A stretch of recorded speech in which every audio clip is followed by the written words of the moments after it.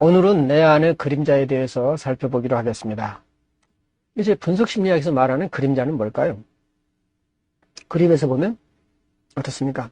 마치 이 그림은 그 엄마의 자궁, 그 태 안에 있는 어떤 아기의 모습인 것도 같은데, 그 아기인데 마치 그 어린아이가 아닌, 그 태아가 아닌 성인이 이제 엄마의 자궁 속에 있는 그런 모습이잖아요. 그런데 그 옆에는 이제 그 그림자가 이제 까맣게 있습니다. 마치 그림자는 어린아이 같고, 이 하얗게 보이는 것은 성인인 것 같아요. 우리 성인 속에는 늘 이런 어린아이 같은 그림자가 있다는 거죠.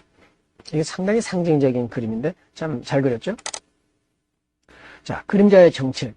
그림자 이 그림에서 보면 우측 상단에 보면은 이제 그 광대가 이제 무대에서 춤을 추고 있는데 그 뒤에 이제 그림자가 있죠. 그런데 그 맨 뒤에는 큰 그림자가 있죠.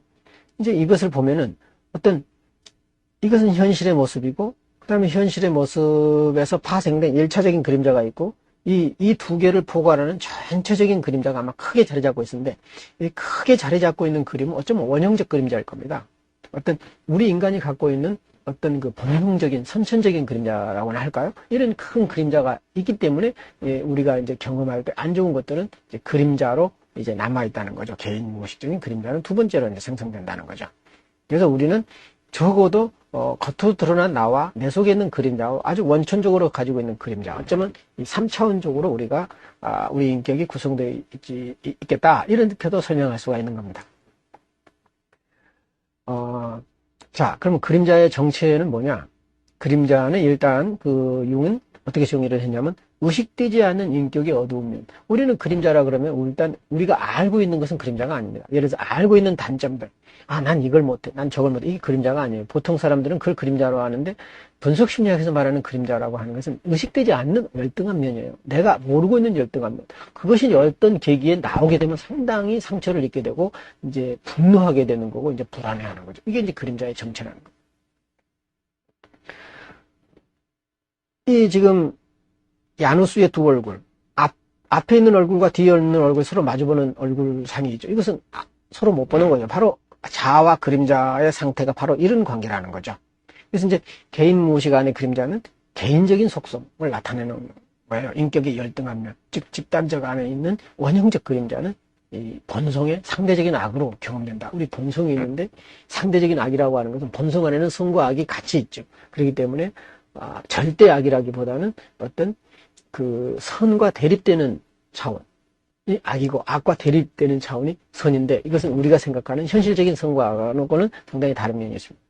개인 무의식의 그림자는 주로 자기 본성과 관련된 어떤 상대적인 악으로 경험되고, 절대 악을 접하는 경우는 매우 드물게 나타난다는 거예요. 보통 우리가 악하다고 느끼는 것은 굉장히 상대적인 거라는 거예요. 다시 말하면 다른 사람은 악하게 여기지 않는 것을 나만 악하게 여길 수 있다는 겁니다. 그게 상대적인 악이라고 그러죠. 그러나 누구나 악하게 여길 수 있는 절대적인 악은 사실상 우리에게 많지 않다는 겁니다. 예를 들어서 극단적인 살인을 한다든가, 누가 봐도 이것은 인륜적으로 봤을 때 이건 범죄다 하는 이런 경우는 아주 극단적인 경우를 제해놓고, 이 일은 해서는 네가 악한 사람이야. 또 너는 무슨 일을 했어야 하는데 안 했으니까 넌 악한 사람이야. 이렇게 평가하는 것은 다른 사람이 볼 때 그렇지 않을 수도 있다는 겁니다. 그 일은 해도 되고 안 해도 될 수도 있는데 내가 볼 때 악하다는 겁니다. 바로 이런 경우는 상대적인 악이다. 우리는 절대적인 악과 상대적인 악을 구별할 수 있을 때 외골수가 되지 않죠. 굉장히 이제 열린 마음으로 사물을 보게 된다는 겁니다. 그럼 이제 그림자를 우리는 어떻게 경험할 거냐? 첫째, 그림자는 이제 우리 안에 무의식적으로 잠재되어 있기 때문에, 우리가 인식할 수 없기 때문에 우리 안에 있는 그림자가 다른 사람한테 전가된다는 거죠. 즉 투사돼서 나타나거나, 그러니까 이제 내가 아주 지독히 싫어하는 행동을 어떤 사람이 해요. 다른 사람들은 별로 그 행동을 싫어하지 않는데 나만 너무 싫어해요. 그것은 내 그림자하고 관련이 있다는 거죠. 예를 들어서 어떤 사람이 이제 기침을 해요. 아니면 그런데 다른 사람은 기침할 수도 있겠다라고 생각하는데, 어떤 사람은 다른 사람 앞에서 어떻게 감히 기침할 수 있어? 그러면서 막 화내고 성질을 낸다면, 그것은 그 사람이 기침에 대한 컴플렉스가 있거나 기침과 관련된 자기 그림자가 있다는 거죠. 다시 말하면 그림자라고 하는 것은 외부 대상을 통해서 내 그림자를 보는 경우가 참 많습니다. 그리고 이제 꿈이나 환상에서 내 그림자를 볼 수가 있죠. 이제 대부분 꿈을 꾸면 내 또래, 이제 꿈꾼 사람의 또래의 같은 성, 내가 남자면 되게 남자로 나타나는데 굉장히 기분 나쁘게 나타나거나 얄꾸리하게 나타난다거나 어떤 좀 아주 시니컬하게 나타나는 인물들이 있어요. 그런 것들이 되게 내 안에 있는 어두운 면을 반영하는 그림자인 거죠.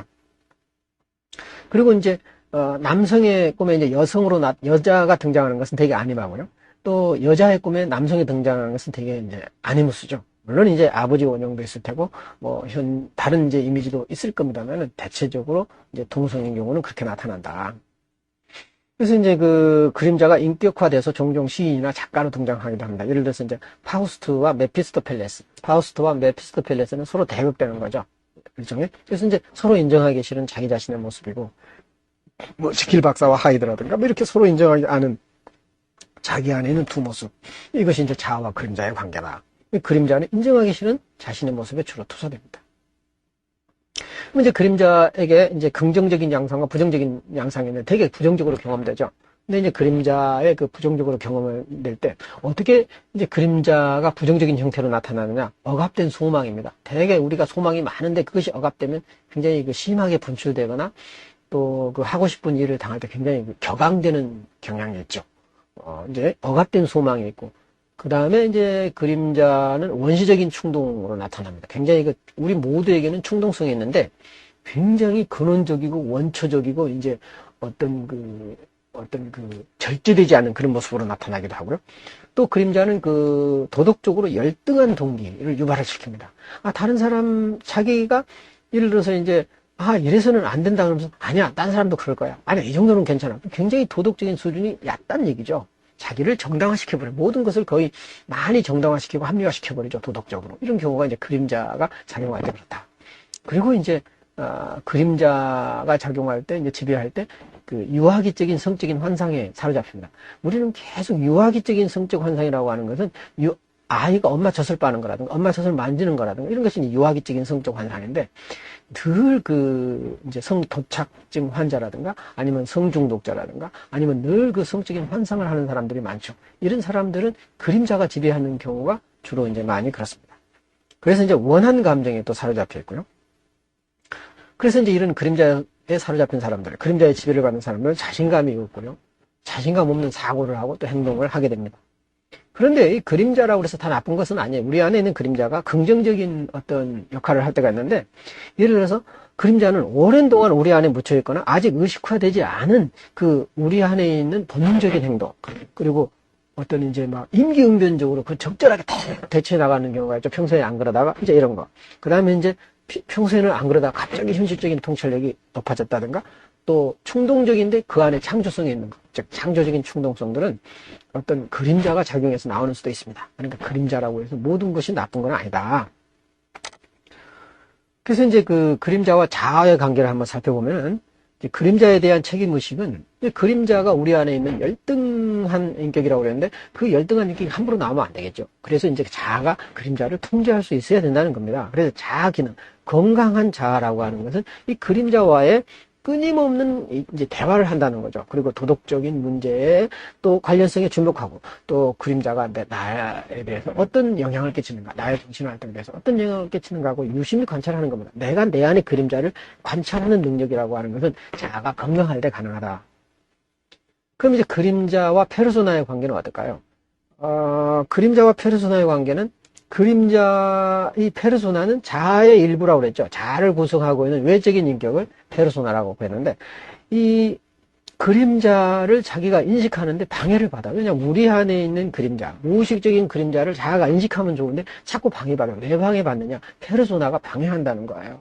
왜 그럼 페르소나가 방해하느냐? 페르소나는 자기가 가지고 있는 사회적 인격이고 직업이고 어떤 그런 건데, 그런 사회적 인격과 직업이 내면을 못 보게 한다는 거고, 그 사회적 인격과 직업을 유지하려면 할 수 없이 한다는 정당화시킨다는 거죠. 이래서 이제 교수가 그 학생한테 함부로 대했다고 합시다. 그래서는 안 되겠지만, 그러면서 이제 과도하게 어떤 과제물을 안 해온 학생들을 막 비난한다거나 비호한다거나, 과제물을 잘하면 좋지만 안 해올 수도 있는 거예요. 그리고 어떤 상황에서는 못할 수도 있는 겁니다. 그런데 마치 그 과제물 하나 안 한 거 가지고서 저 학생은 아주 나쁜 학생, 불량 학생으로 낙인 찍는다든가, 그래서 그 학생 볼 때마다 이렇게 안 좋은 감정을 품는다면 분명히 그것은 자기 그림자가 그 학생한테 투사된 겁니다. 그러니까 어찌 보면은 그 투사됐으면서도 불구하고 교수는 학생한테 이래야 돼. 학생이 잘못할 때는 꾸짖어주고 마땅히 바른 길로 인도해야만 돼 하고 이런 걸로 정당화시킨다는 거죠. 학생을 바르게 인도하는 것과 자기의 그림자가 투사돼서 그 학생을 증오하거나 멸시하거나 무시하는 것은 다릅니다. 어디까지 그 학생을 돌봐주면서 인도할 거냐가 중요한 관건이지 마치 그 학생의 인격을 무시하면서 교수는 그래도 된다는 식으로 한다면 이것은 그 교수가 그림자의 지배를 받고 있다. 이렇게 볼 수도 있는 겁니다. 내가 교수니까 이런 얘기가 참 미안합니다만은 나도 이제 그런 행동이 만약에 나한테서 이루어지면 돌아봐야 된다는 거죠. 내 자신을 돌아봐야 된다는 거예요. 다른 사람을 대할 때 내가 어떻게 하나.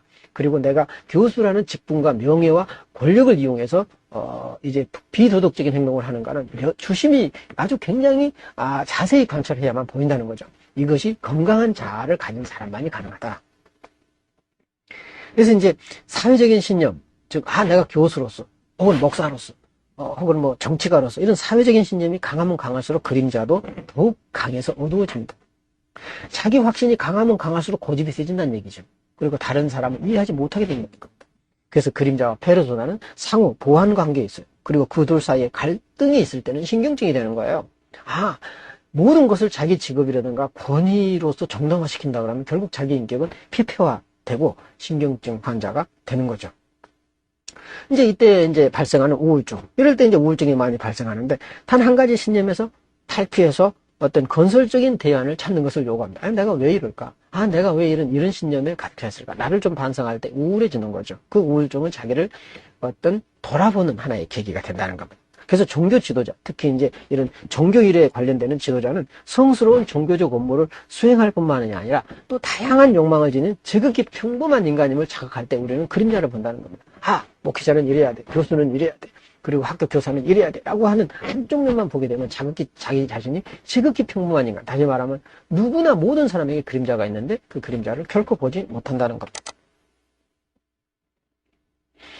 또 이제 그림자와 아니마 아니무스 관계를 살펴보면은 이제 남성의 이제 그림자와 남성의 아니마 그렇게 되겠죠. 또 여성의 그림자와 여성의 아니무스 이렇게 되겠죠. 그래서 이제 그림자를 자기가 발견하게 되고 의식화하게 되면 그 더 심층에 있는 원형인 아니마는 도덕적 열등감에서 해방되어 생기있고 창조적인 기능을 담당합니다.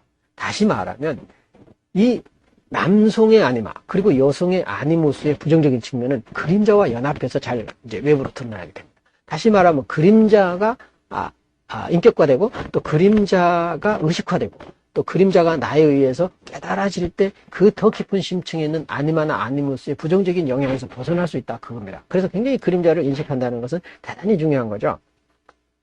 그래서 그림자 뒤에 가장 가깝게 서 있는 인격은 아니마 아니무스입니다.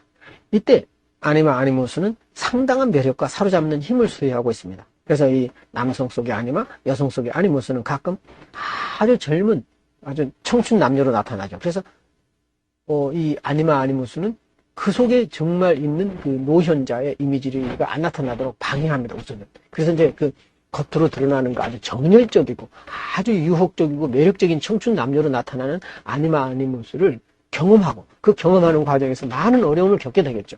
그러면서 이제 그림자를 의식하면서 그 속에 감추어진 정말 지혜로운 나의 인격을 나중에야 발견하게 된다는 겁니다. 그런데 이제 우리 자아와 가장 가까이 있는 그림자는 그래도 노력하면 쉽게 인식이 돼요. 그러나 원형인 아니마와 아니무스는 대단히 인식하기 어렵습니다. 앞으로 이제 배우게 되겠지만. 그리고 이제 마찬가지로 우리 그림자도요, 개인 무의식에 있는 그림자도 있지만 또 원형적인 그림자가 있다고 그랬죠. 원형적 차원의 그림자는 인식하기가 매우 어렵습니다. 왜냐하면 근본적으로 우리가 선천적으로 타고난 어두운 인격들이죠. 이런 거는 굉장히 우리가 이제 드러내기가 어렵고 인식하기가 어렵다. 이제 그림자와 다른 인격과의 관계에서 그림자와 자기를 보면은 자기는 전체 정신을 상징한다고 그랬잖아요. 그래서 전통적인 그리스도 이미지가 이제 자기 원형이 현시된 거다 이렇게 이제 보는데 이제 우리 안에 있는 전체 정신은 온전한 거죠. 그래서 그 전체 정신이 온전한 것은 대개 이제 하나님이나 이제 그리스도가 온전한 진리로 이제 우리가 인식되지 않습니까? 그러니까 우리 안에 있는 온전성은 외부로 드러날 때 그 온전한 대상에 투사된다는 얘기죠. 그래서 이제 전통적인 그리스도 이미지가 이 자기의 심리적인 현실하면 적그리스도는 이제 자기의 그림자가 되는 거죠.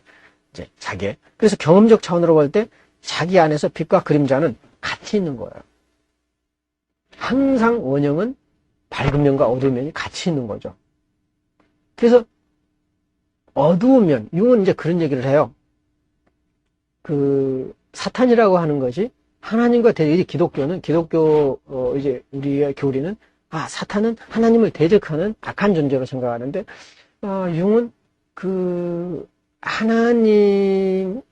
하나님 안에 있는 참 무서운 면, 그런 것도 있잖아요. 이제 심판하시는 하나님, 또 이렇게 이제 부모가 잘못하면 자손 3, 4대까지 벌을 주시는 하나님, 이런 하나님에 대한 두려운 모습도 있다는 거죠.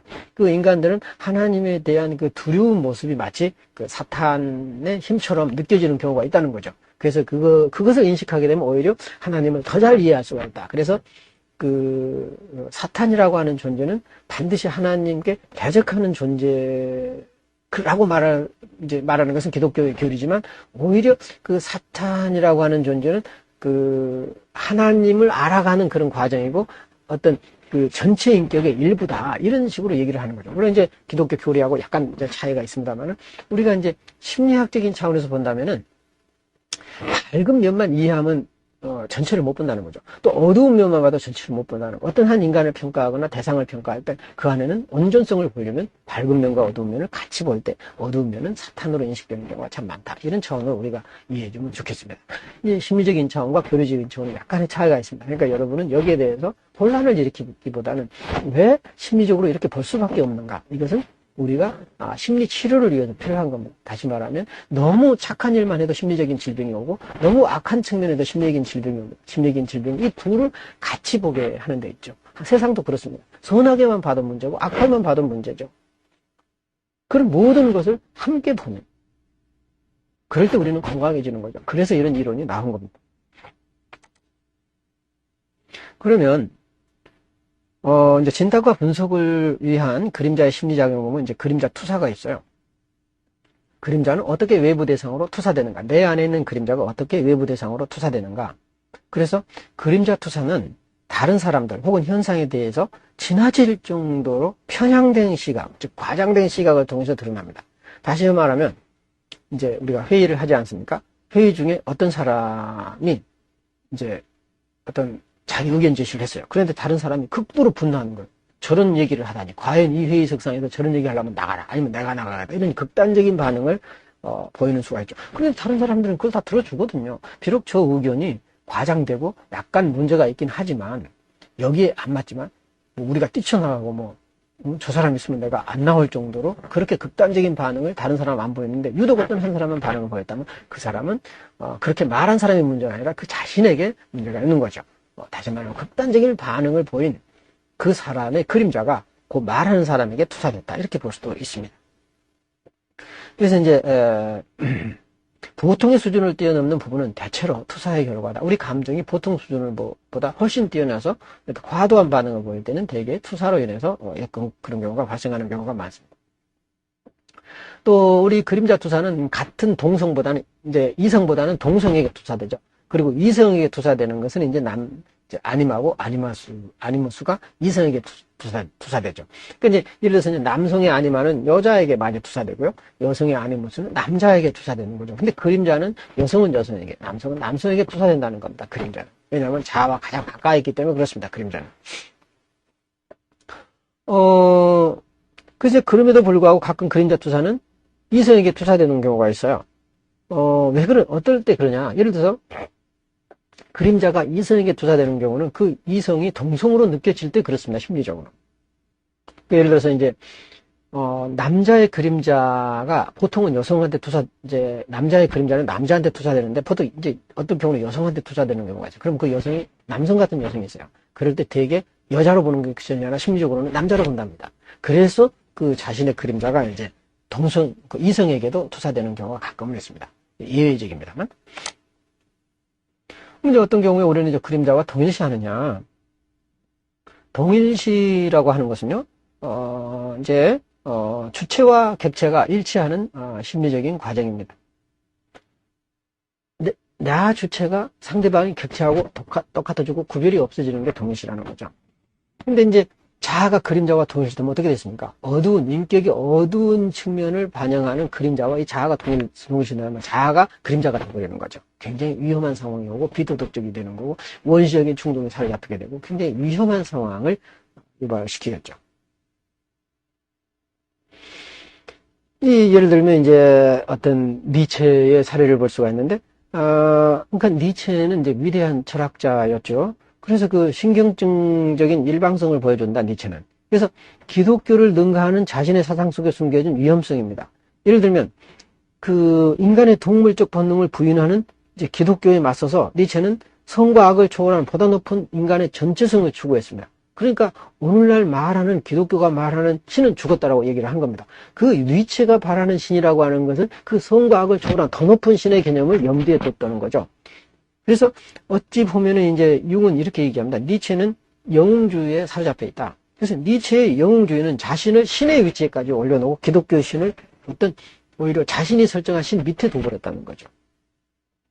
그래가지고 이제 선과 악을 마치 그 6,000피트나 초월한 존재. 신이라고 하는 것은 성과 악을 6,000피트나 초월해 있어가지고 어떤 성과 악에 마치 관여하지 않는 듯한 그런 신이어야 된다. 이렇게 주장을 했다면 바로 이런 상태는 뭐냐? 니체의 자아가 그림자하고 동일시된 거다. 어떤 이제 이렇게 볼 수 있다는 거죠. 그래서 자신을 신의 위치로 영웅시하는 것은 깊은 시면의 상태와 빠져드는 것과 같다. 그러니까 이제 그림자하고 동일시해버리면 마치 그 어떤 무의식을 만날 때 어떤 그 무의식의 거대한 원리, 이것을 이거는 이제 거대한 규칙성이라는데 마치 그 거대한 원리의 어떤 그 함께 발생하는 그런 현상, 그러니까 거대한 원리 속에 빠져드는 그런 현상을 경험하게 되는데 우리는 무의식에 빠져들 때 자아가 이렇게 그 경험할 수 없는 엄청난 양의 어떤 그 심리적 내용을 경험하게 된다는 거죠. 그래서 이제 이런 영웅주의가 만성화될 때 그것은 파국이나 신경증으로 이어진다. 이렇게 얘기를 합니다.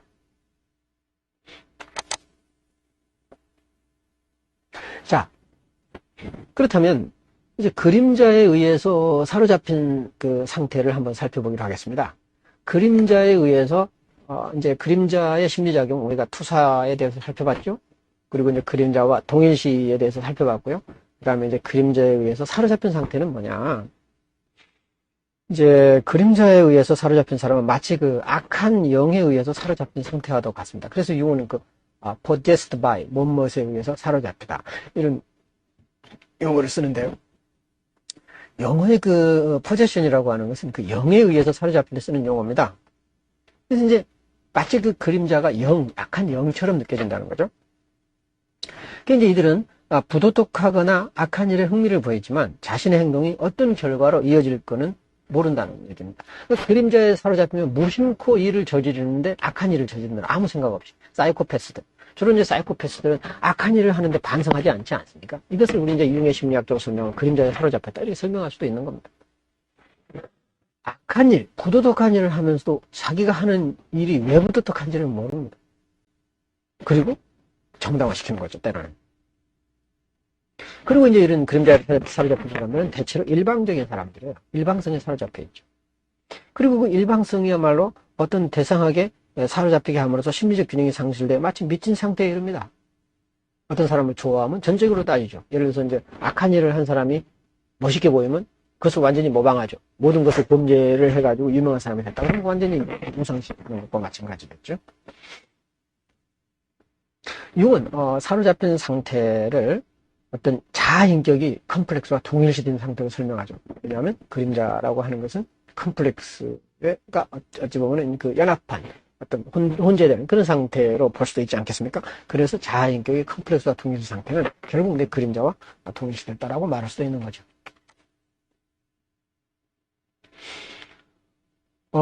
그렇다면 그림자와 이제 네 번째로 그 연합하는 상태는 어떤 상태냐? 그림자와 연합한다. 다시 말하면 그림자와 협상한다는 거죠. 그림자와 함께 간다는 거죠.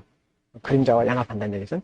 그래서 이제 그림자와 연합한다는 것은 어떤 그 그러면 그 그림자는 되게 우리의 그 무의식 속에 있는데 꿈으로도 나타나고 환상으로 나타나고 또 다른 사람에게 투사돼서 우리의 이제 투사된 내용을 살펴보면 이제 우리의 악한 모습을 볼 수가 있는데요. 또 그림자는 어떻게 해서 나타나냐면 몸을 통해서 나타납니다. 몸.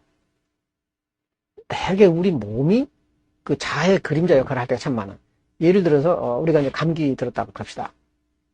그러면은 가만히 살펴보면은 감기가 뭐 날씨가 추워서 뭐 몸이 허약해서 이럴 때는 자연스럽게 감기가 걸릴 수도 있지만 대개 보면은 무리를 했거나 아니면 해야 되지 않아야 될 일을 했거나 갑자기 뭐 술을 안 먹던 술을 너무 많이 먹어가지고 뭐 몸이 피폐해졌거나 아니면 정신적으로 심리적으로 스트레스를 많이 받았거나 이럴 때 감기 드는 수가 있어요. 가만히 이제 우리가 자세히 살펴보면 그러면은 우리도 모르게 저지른 어두운 면들이 몸으로 나타나서 신체적인 질병으로 나타나는 경우도 있다는 겁니다. 그래서 가끔 그림자는 몸이 대변해주고 몸의 상태를 보면은 아하 나의 어두운 면이 바로 이런 증세로 나타났구나 하는 것을 볼 수가 있죠.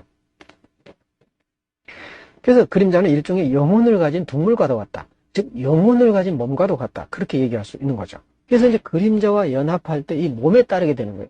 그러니까 몸이 요구하는 게 있거든요. 즉 본능성, 몸이 항상 나쁜 건 아닙니다만은 좋은 점도 있고 이제 안 좋은 면을 대변하게 됩니다. 몸이 만약에 본능적인 측면을 의미할 때 그림자의 본능적인 요소가 굉장히 많이 배어난다는 거죠.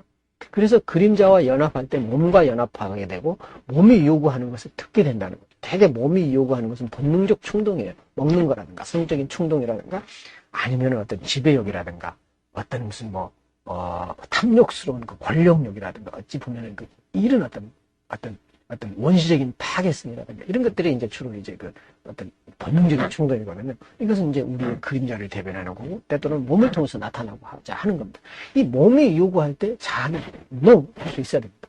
몸이 요구할 때, 몸이 어두운 것을 요구할 때, 본능성을 요구할 때 우리는 건강한 자아는 no 할 수 있어야 됩니다. 그렇지 않고 몸이 요구하는 대로 끌려가면 타락의 길로 가는 경우가 굉장히 많죠. 그래서 그림자와 연합할 때 본능의 원리에 순응하게 되고요. 또 그 뒤에 숨어있는 가공할 만한 역동성, 무시무시한 역동성의 자아가 동조하게 되죠. 그래서 이제 융은 몸이 때때로 자아에 대한 그림자 역할을 한다 이렇게 얘기를 합니다. 내 몸의 요구와 연합하는 것이 그림자와 연합하는 것하고 유사하다. 이제 이렇게 이런 얘기입니다. 그다음 다섯 번째로 이제 그림자 동화 현상이 있습니다. 동화, assimilation. 동화가 이제 assimilation이라고 하는데 그림자는 가끔 통찰력과 좋은 의지와 결합해서 의식적 인격으로 동화되기도 합니다. 다시 말하면 무의식에 있는 그림자가 의식으로 인식되는 것을 동화라고 그런다. 의식으로 올라왔다. 의식화되었다. 이것을 동화라고 얘기를 하죠. 그래서 그림자는 의식화되어야만 됩니다. 원래 의식적인 거였죠, 그림자는. 근데 이제 그림자가 다시 의식화되면 자아와 통합이 되죠. 그래서 이는 정신의 전체성을 향한 이동입니다. 그림자만 따로 홀로 존재하는 것이 아니라 그림자가 의식화됨으로써 전체 정신에 참여하게 된다는 겁니다. 그래서 그림자 동화는 인간에게 몸을 줍니다. 즉 본능의 동물적인 영역뿐만 아니라 원시적, 원형적 정신으로서의 그림자는 의식의 영역으로 부상해서 더 이상 허구나 환영의 영향을 받지 않습니다. 그림자가 의식화되지 않고 무의식 속에 잠재되어 있으면은 이제 허구에 매달리게 되고요. 자기도 모르는 비도덕성에 매달리게 되고요. 자기도 모르는 본능적 충동을 쫓아가게 되고요. 환상의 지배를 받게 되고요. 이렇게 됩니다. 이것이 의식화되면 이제 그런 증세가 사라지죠. 그래서 그림자에 대한 억압은 정신의 일반적 발달로 인도해서 결국 신경증적인 해로로 이어진다는 거죠. 그래서 그림자에 대한 억압이라고 하는 것은 뭐냐면 내 안에 어두운 면이 있는데 자꾸 안 보려고 한다든가 아예 안 보는 척 해버리죠. 왜? 그걸 들춰내면 괴롭고 자존심이 상하니까. 내가 과연 저렇다니. 내가 저렇게 비도덕적이고 내가 저렇게 탐욕스럽고 내가 맨날 성적인 환상에 노예가 돼 있고 굉장히 창피하죠. 더군다나 이제 많이 배우고 어떤 그 지식이 있고 사회적으로 이름 있는 사람일수록 더 자기 그림자를 보는 데 대한 두려움이 있는 거죠. 그렇기 때문에 자기 그림자를 억압해버려요. 그럼 그림자는 억압하면 억압할수록 이제 의식으로 올라올 수가 없죠. 그렇게 되면 이것은 결국은 신경증으로 이어지고 심해지면 이제 해리 현상이 나타나가지고 이제 분열 증세가 나타나고 결국은 이제 심각한 질병으로 이어진다는 거예요.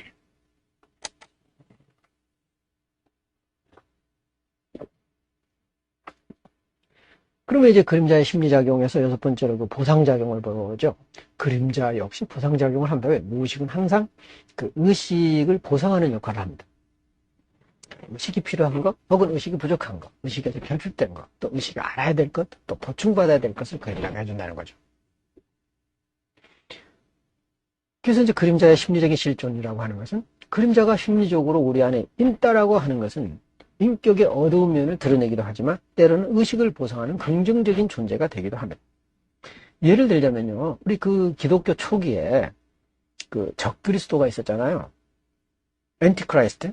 근데 적그리스도의 존재는 사탄입니다. 근데 그 사탄의 존재가 없을 때보다도 사탄의 존재가 있을 때 그리스도의 존재가 더 부각이 됐다는 거죠. 어찌 보면 사탄으로 인해서 그리스도를 더 이해하게 됐고 하나님을 더 이해하게 됐다는 거죠.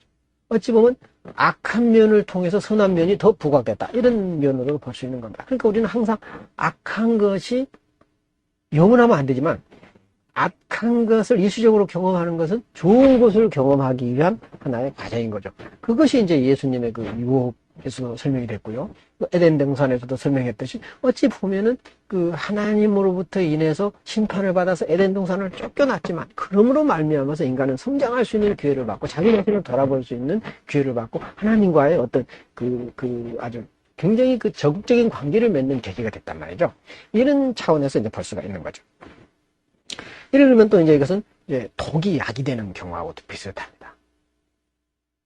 그 모든 것에는 어쩌면은 그 이제 최근에 그 마이클 아이건이라고 하는 정신분석학자가 그 독이 든 양분이라는 책을 이제 펴냈는데요. 이건 여러분도 한번 보시면 참 좋을 겁니다. 이제 한국심리치료연구소에서 나온 이제 최근에 번역된 책인데 독이 든 양분에서 보면은 모든 것에는 양분으로 보이지만 그 안에 독이 있다는 거죠. 특별히 이제 그 엄마가 아이에게 주는 사랑은 그 안에 독이 있다는 겁니다. 왜냐하면 어른식으로 주지 절대 아이가 원하는 식으로 주지 않거든요.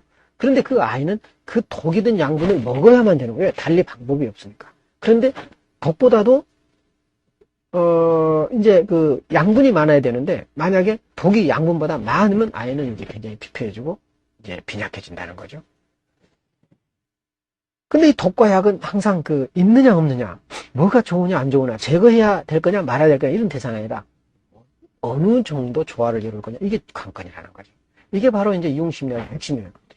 어떤 것을 독이라고 해서 제거해버리는 것이 아니라 그 안에서 균형과 조화를 찾으면 오히려 그 독을 통해서 오히려 그 약의 효과가 올라가는 이런 경우가 있는 거죠. 한약이 되게 그런 게 많이 있죠. 모든 약은 또 독이죠. 어찌 보면 많이 먹으면 독이 되는 거죠. 작게 먹어야 약이 되는 게 많이 먹으면 독으로 되는 게 너무 많습니다. 또 이제 많은 사람의 목숨을 그 앗아간 강물이 다른 곳에서는 생명의 저줄이 될 수도 있는 겁니다. 한쪽에서는 홍수로 사람들이 죽었는데 그 물로 인해서 다른 쪽은 농사를 지어서 잘 살 수도 있다는 거죠. 같은 물인데도 불구하고. 윤리적 책임감 아래서 그림자의 보상 기능을 중요하게 고려해야 됩니다. 그래야 자아의식은 자기 확신의 능력, 이제 어떤 자아의식은 어떤 자기를 지나치게 확신하지 않게 되는 거죠. 그러니까 어떤 이제 윤리적 책임감이 있고 인간의 한계성을 인정할 때 자기 자신은 어떤 그 자기가 가지고 있는 그 확신의 노예가 되지 않는다는 겁니다. 우리는 참 이게 딜레마죠. 우리는 어찌 보면은 굉장히 우리 자신을 그 확신해야 되고 우리가 갖고 있는 신념을 확신해야 된다고 우리는 그동안 배워왔지 않습니까? 그러나 너무 지나치게 확신하고 너무 지나치게 우리 자신을 믿거나 우리를 절대화시키면은 우리가 곧 신이 되는 결과가 되죠. 우리는 그것은 파멸의 길입니다. 자기 확신이라고 하는 것은 영원할 수 없는 거죠. 근데 우리는 지나치게 너는 왜 확신이 없냐? 너는 왜 확신이 없냐? 이렇게 강요받죠. 우리의 확신이라고 하는 것은 필요할 때 적절하게 있어야지 항상 자기 확신에 차 있으면 위험한 겁니다. 그림자를 억압하거나 도덕적으로 어리석은 사람만이 그림자의 보상 기능을 과소평가합니다. 그래서 그로 인한 악한 결과를 막아내지 못합니다. 그래서 우리는 그림자를 억압할 것이 아니라 우리는 그림자와 대화하는 법, 그리고 우리 자신의 인격에 어두운 면과 늘 대화하는 법을 우리는 알아야 됩니다. 그리고 훈련받고 연습해야 됩니다. 그러면 지금부터 어떻게 우리 안에 있는 그림자를 의식화할 거냐, 어떻게 우리 안에 있는 그림자를 깨달아갈 거냐 하는 이런 문제를 한번 생각해 보기로 하겠습니다. 자, 그림자를 무시하는 사람, 다시 말하면 나는 어두운 면이 없어, 나는 하나도 이렇게 잘못한 것이 없어, 그리고 나는 하늘을 우러러 떳떳해, 이런 사람들도 있죠. 이건 그림자를 무시하는 겁니다. 모든 인간 안에 그림자가 있다라고 하는 것을 무시해버리는 거죠. 그래서 이런 그림자를 무시하는 사람은 자신에게 흠이 없다고 생각해요. 그때 이제 그림자는 일종의 그 원형의 세계가 원초적인 정신세계죠. 그 원형의 세계가 의식세계에 직접적으로 진입하게 만든, 다시 말하면 생각해 보십시오. 우리가 이제 그 정신의 구조를 생각했을 때 의식이 있고, 그 다음에 개인 무의식이 있고, 집단 무의식이 있다고 그랬죠. 그럼 개인 무의식 안에 그림자가 있지 않습니까? 중간 역할을 해줘요. 다시 말하면 개인 무의식이라고 하는 것은 의식과 집단 무의식의 중간에 있죠. 근데 그 개인 무의식, 즉 그림자가 없는 것처럼 작용하면은 집단 무의식이 의식으로 바로 침투하게 된다는 거죠. 대단히 위험한 겁니다. 이 그림자는 완충지 역할을 해주고 중간지 역할을 해주는 겁니다. 중간 영역인 거죠. 그래서 이 그림자를 우리가 의식하고 있으면은 더 깊은 심층에 있는 어떤 원형적인 어떤 그 강력한 힘을 우리가 제거할 수가 있다는 겁니다. 그림자를 의식하면.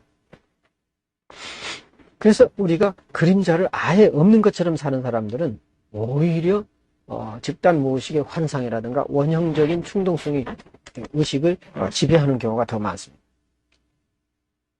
그래서 원형에 이제 사로잡히는 그런 상태가 된다는 거죠. 그래서 이제 이런 상태는 자연스럽게 부정적인 투사를 통해서 이제 동족 간의 위험성을 유발하고요. 동족 간의 위험성이라고 하는 것은 이제 친족 간의 이제 공격을 한다든가 아니면은 또 친족 간의 근친상간이 일어난다든가 하는 이런 사고가 벌어진다는 거죠. 왜냐하면은 개인을 돌아볼 수 있는 능력을 상실해 버린다는 거죠. 그림자를 인식하지 못하면. 그러니까 원형적, 다시 말하면 그것은 동물적이고 본능적이고 어떤 그 선천적인 그런 인간의 욕구가 그 어떤 정신 상태를 지배하게 됨으로써 근친상간을 하는데도 죄의식이 없게 되는 거고, 또 동족을 살해하는데도 전혀 어떤 죄의식을 느끼지 못하는 바로 이런 아주 그 처참한 일들이 벌어진다는 거죠. 그만큼 그림자를 의식화한다는 것은 대단히 중요하다. 그림자를 의식화하기 위해서는 우리는 일단 과거에 경험했던 그 이제 상처들이라든가 이 사건들을 다시 발견해야 됩니다. 다시 발견한다는 건 대단히 중요해요. 과거의 상처를 기억하고 다시 발견해낸다. 또 억압된 것들, 이런 것들을 찾아낸다라고 하는 굉장히 아픈 일입니다. 그리고 또 그 내가 힘없고 열등하고 그 가치 없는 그런 것들을 다시 생각해낸다는 것은 대단한 고통이죠. 이제 이것을 우리가 그런 고통을 다시 겪는 거죠. 어찌보면 다시 겪으면서 재해석하게 되는 겁니다. 그래서 이제 그림자가 이렇게 의식으로 쭉 올라오게 되면 우리는 그것을 대면할 용기도 없어요. 그것이 내 모습이라는 것이 부끄럽고 창피해서 가능한 회피하고 싶은 열망으로 가득 차죠. 그래서 우리가 그림자를 볼 수 있는 사람들은 누구냐? 아주 겸손한 사람. 그리고 나는 이런 사람이고 나는 얼마든지 바로 그런 상황에 있었던 사람이고 앞으로도 그럴 수 있다라고 하는 겸손한 자기 고백이 있는 사람만이 그림자를 대면할 수가 있는 겁니다. 융에 의하면요, 그림자의 의식화는 일상적인 교육에 의해서 이루어지지 않습니다. 행동 수정이라든가 인지 방법의 수정을 통해서 그림자는 인식되지 않습니다. 왜냐하면 그림자는 무의식에 잠재되어 있기 때문에 그렇습니다. 사람들은 자신의 그림자들, 즉 컴플렉스들을 서로 분리된 채 내 것이 아닌 양 이렇게 유지하면서 이제 그때그때 적당히 처신한 사람들도 있어요. 자기의 어두운 면이 드러나거나 아니면 자기 컴플렉스가 일어날 때 그때그때 임기응변식으로 대처하고 이것을 전체 인격에 통합하려고 하지 않죠. 물론 그림자 가운데서 어떤 것은 굉장히 매력적인 것도 있어요.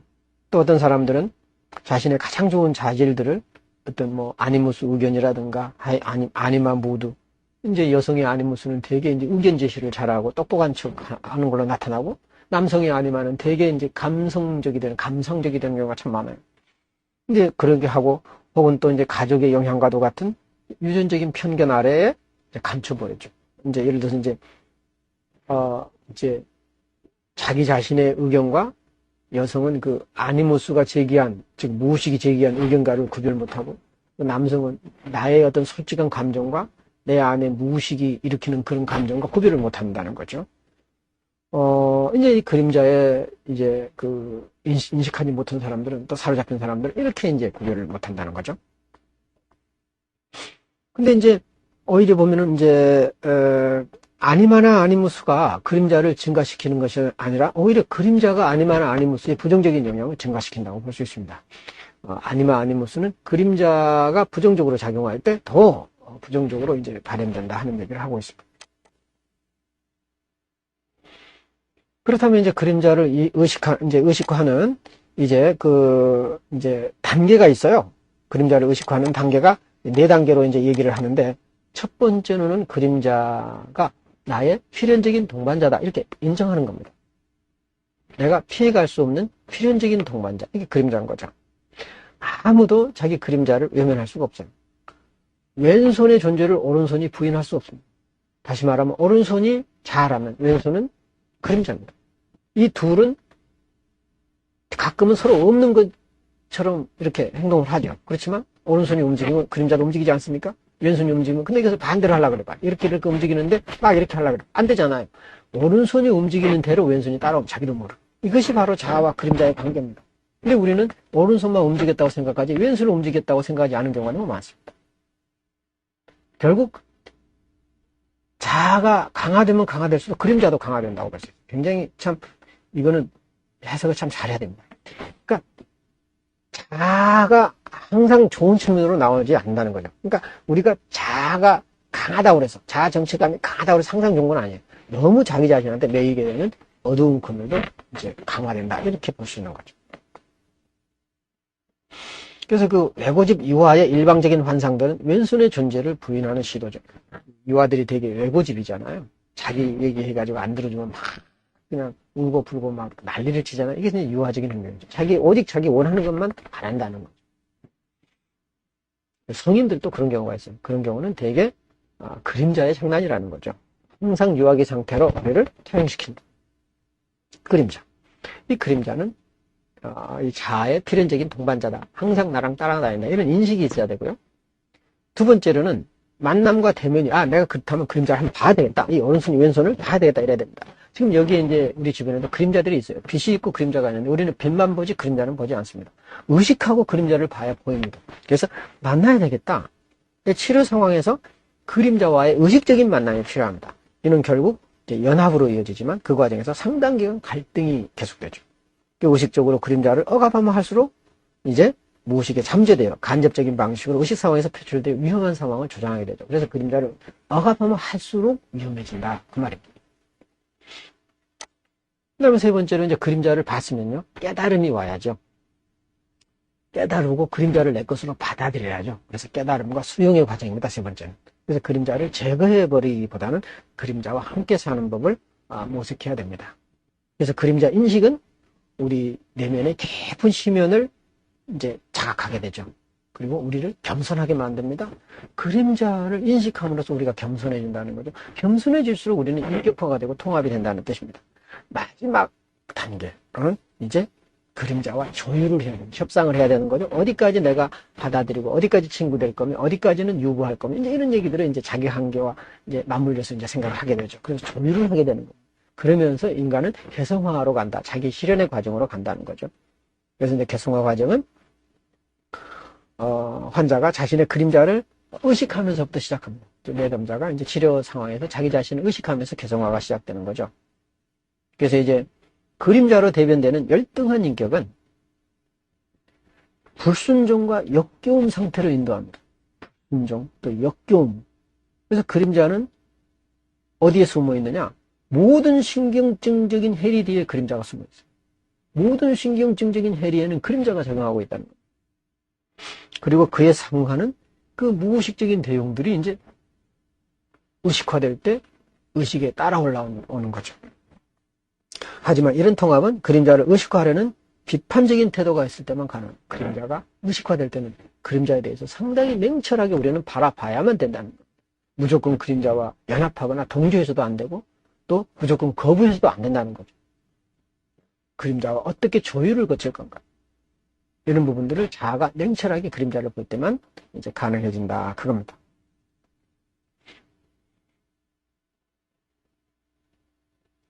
그래서 이제 여기에 있는 그림들은 뭡니까?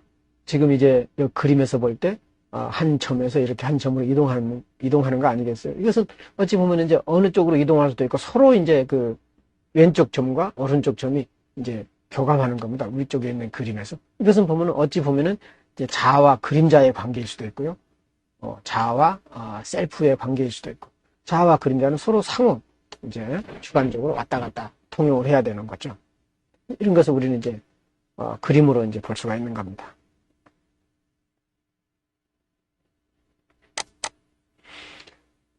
자, 이제부터는 그림자가 의식화되는 그 사례에 대해서 한번 살펴보기로 하겠는데요. 그 융의 수제자였던 그 여성인데요. 폰 프란츠 박사가 있었습니다. 그래서 융의 이론을 많이 이제 보존하고 또 이제 융이 미처 하지 못하는 부분들을 많이 이제 연구한 분이죠. 이 폰 프란츠 박사는요, 자신의 경험을 통해서 그림자와 그 아니무스가 어떻게 의식화되는가 이걸 이제 설명한 적이 있어요. 그림자와 아니무스가 어떻게 이제 의식화되는가. 이 여성의 내면 인격, 여성 속에 있는 남성성을 아니무스라고 했죠. 어느 날 그 이제 폰 프란츠 박사는 그 사고형이었습니다. 그 사고형인 폰 프란츠 박사가 그 감정형인 여성과 함께 호텔에 있었습니다. 이제 그 같이 간 여성은 굉장히 감정적이었죠. 아주 감성이 풍부한 사람이었습니다. 그런 분들은 굉장히 민감하지 않습니까? 근데 이제 폰 프란츠 박사는 급한 일 때문에 그 여성에게 이제 가벼운 인사를 하고 이제 지나쳤어요. 그 여성하고 같이 지나쳤는데 그 여성은 폰 프란츠 박사가 자신을 미워하는구나, 날 무시하는구나. 보통 우리 이제 그런 경우도 있지 않습니까? 누구랑 같이 가다가 이제 바쁜 일에 미처 못 보고 그냥 지나쳤는데 그 사람은 날 못 본 채 했어. 날 무시했어. 이렇게 생각할 수 있지 않습니까? 이제 그런 경우죠. 그래서 이제 지나쳤는데, 이제 그 여성은 폰 프란츠 여사가 자신을 미워한다고 여겼어요. 그래가지고 이제 그날 그녀와 함께 보내고 싶지는 않았습니다. 그러니까 이제 미워한다고 느껴가지고 같이 있기 싫었던 거죠. 근데 적어도 이제 그 여성이 생각할 때는 폰 프란츠 여사는 굉장히 쌀쌀하구나. 냉정하구나. 어쩌면 나한테 저렇게 대할 수가 있어? 이렇게 생각을 한 거죠. 그 감정형인 그 여성은 갑자기 이제 부정적인 생각에 휩싸여 버립니다. 한번 그런 일을 당하니까.